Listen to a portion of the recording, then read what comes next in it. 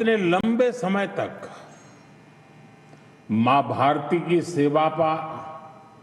सेवा का सौभाग्य मिलना, ये ईश्वर की विशेष कृपा से ही संभव हो सकता है।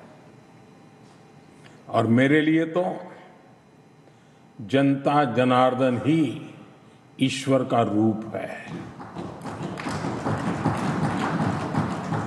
और इसलिए मैंने इस सेवा कार्य को हमेशा एक साधना के रूप में ही देखा है।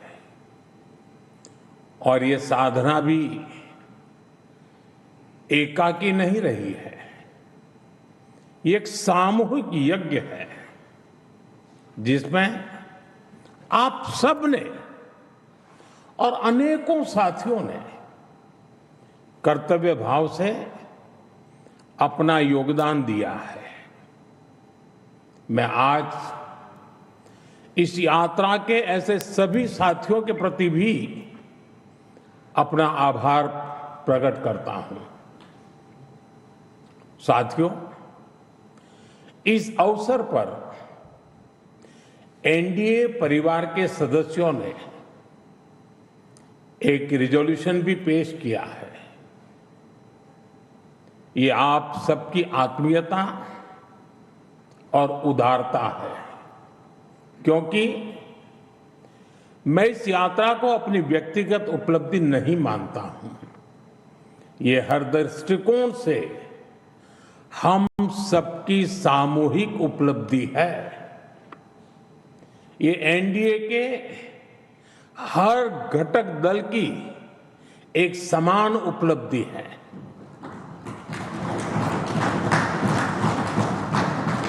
इसलिए मैं इस प्रस्ताव को आप सभी को भाजपा समेत हमारे एनडीए परिवार के सभी कार्यकर्ताओं को समर्पित करता हूं।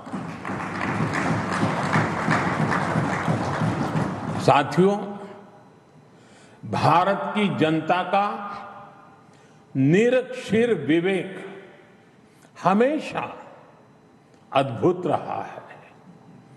देश की जनता ने राष्ट्रीय स्तर पर राजनीतिक स्थिरता का महत्व समझा है। ये जनता जनार्दन की परिपक्वता ही है कि उसने लंबे समय तक मुझे इस तरह जनता की सेवा का अवसर दिया। 2014 के पहले के कई दशक बहुत अस्थिरता और उथल-पुथल से भरे हुए थे। इसका देश को बहुत नुकसान भी उठाना पड़ा। लेकिन अब देश की जनता एक स्थिर सरकार का काम भी देख रही है और उसकी निर्णायक क्षमताओं की प्रशंसक भी है। मैं आज देश की महान जनता को भी नमन करता हूं। जनता जनार्दन का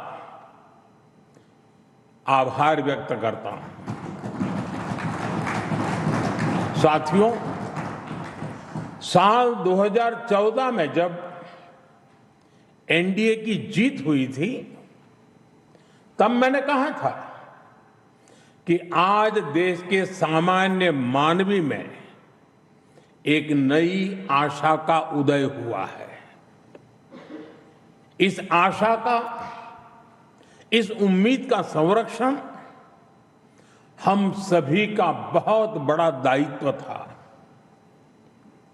देश के लोगों ने कांग्रेस के विश्वासघात के बाद अपना भरोसा हमें सौंपा था। मुझे आज संतोष है, गर्व है कि एनडीए परिवार के तौर पर हमने देश के विश्वास को हमेशा और मजबूत किया है।